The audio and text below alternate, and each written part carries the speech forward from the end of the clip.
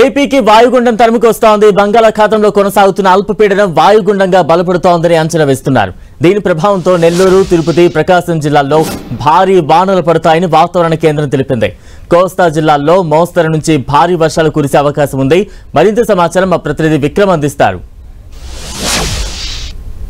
బంగాళాఖాతంలో కాసేపట్లో వాయుగుండం ఏర్పడబోతుంది. బంగాళాఖాతంలో గత కొద్ది రోజులుగా కొనసాగుతున్నటువంటి అల్పపీడనం ప్రస్తుతం తీవ్ర అల్పపీడనంగా కొనసాగుతుంది. ఈరోజు మధ్యాహ్నానికి ఇది వాయుగుండంగా మారే అవకాశం ఉందని వాతావరణ శాఖ అంచనా వేస్తుంది. బంగాళాఖాతంలో ఈ వాయుగుండం కొనసాగితే కనుక భారీ వర్ష సూచన ఉంటుందని చెప్పి వాతావరణ శాఖ నిపుణులు ఇప్పటికే విశ్లేషిస్తూ ఉన్నారు. ముఖ్యంగా గత 2-3 రోజుల నుంచి ఏదైతే నెల్లూరు, అదేవిధంగా తిరుపతి, ప్రకాశం వంటి జిల్లాల్లో భారీ నుంచి అతి భారీ వర్షాలు కుండపోతగా కురుస్తున్నటువంటి పరిస్థితులు నెలకొన్నాయి. బంగాళాఖాతంలో ఈ వాయుగుండం కొనసాగుతుంటే కనుక ఈ వర్షాల తాలూకా తీవ్రత మరింత పెరగడంతో పాటుగా కూడా రాష్ట్రంలో ఉన్నటువంటి దక్షిణ కోస్తాకే కాకుండా కోస్తా జిల్లాలకు, అదేవిధంగా ఉత్తర కోస్తా జిల్లాలో కూడా ఈ వర్షాలు విస్తరించే అవకాశం ఉందని అంచనా వేస్తున్నారు. ఏదైతే రాయలసీమ ప్రాంతంలో వర్షాలు దాటిగా కురుస్తున్న నేపథ్యంలో కోస్తా జిల్లాలో కూడా కొన్ని చోట్ల భారీ వర్షాలు, మరికొన్ని చోట్ల అతి భారీ వర్షాలు కురిసే అవకాశం ఉంటుంది. క్రమంగా ఉత్తర కోస్తా కూడా ఈ వర్షాలు విస్తరించిన తర్వాత కొన్ని చోట్ల భారీ వర్షాలతో పాటు కూడా ఉరుములు, మెరుపులు, పిడుగులతో పాటు దాదాపు 35 నుంచి 45 కిలోమీటర్ల వేగంతో బలమైన ఈదురుగాలులు కూడా తీరం వెంబడి వీచే అవకాశం ఉంటుందని వాతావరణ శాఖ అంచనా వేస్తుంది.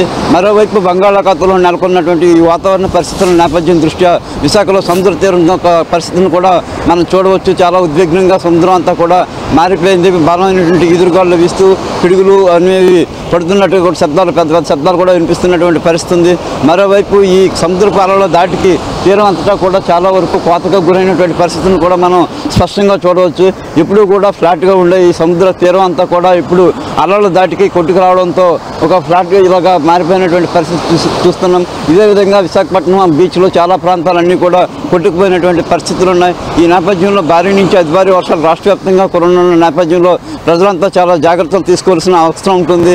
ముఖ్యంగా రాత్రి వేళలోనూ, ఉదయం పూటలో ఈ వర్షాలు చాలా దాటిగా కురుస్తున్న నేపథ్యంలో ఎవరు కూడా చెట్ల వద్ద ఉండకుండా, అదేవిధంగా శిథిలాస్తుకు చేరిన ఇళ్లలో నివాసం ఉండకూడదు అని చెప్పి వాతావరణ శాఖ సూచిస్తుంది. అంతేకాకుండా ఏదైనా హోర్డింగ్లు ఉందా, ఏదైనా ఎక్కువగా పిడుగులు అవే ప్రమాదం ఉండే చోట వాతావరణ శాఖ ముందస్తుగానే హెచ్చరికలు జారీ చేస్తుంది. ఆ సూచనలను పాటించి జాగ్రత్తలు తీసుకోవాలని చెప్పి కూడా వాతావరణ శాఖ సూచిస్తుంది. ఈ వర్షాలు ఇవన్నీ కూడా ఈ వాయుగుండం ప్రభావం కారణంగా రానున్న 3-4 రోజుల పాటు కొనసాగే అవకాశం ఉంటుంది. శ్రీలంక తీరంలో ఏర్పడినటువంటి అల్పపీడనం క్రమంగా కూడా అది పయనిస్తూ తమిళనాడు తీరానికి చేరుకుంది. తమిళనాడులో గత 2-3 రోజులుగా భీకర వర్షాలు కురుస్తున్నాయి. ఇప్పుడు అది దక్షిణ కోస్తాకు విస్తరించే, దక్షిణ కోస్తా నుంచి ఉత్తర కోస్తాకు విస్తరించే అవకాశం ఉన్న నేపథ్యంలో రాష్ట్ర ప్రజలంతా కూడా ఈ వర్షాల నేపథ్యంలో జాగ్రత్తలు వహించాలని వాతావరణ శాఖ హెచ్చరికలను జారీ చేస్తుంది. కెమెరామెన్ సత్యతో విక్రమ్, 10 టీవీ, వైజాగ్.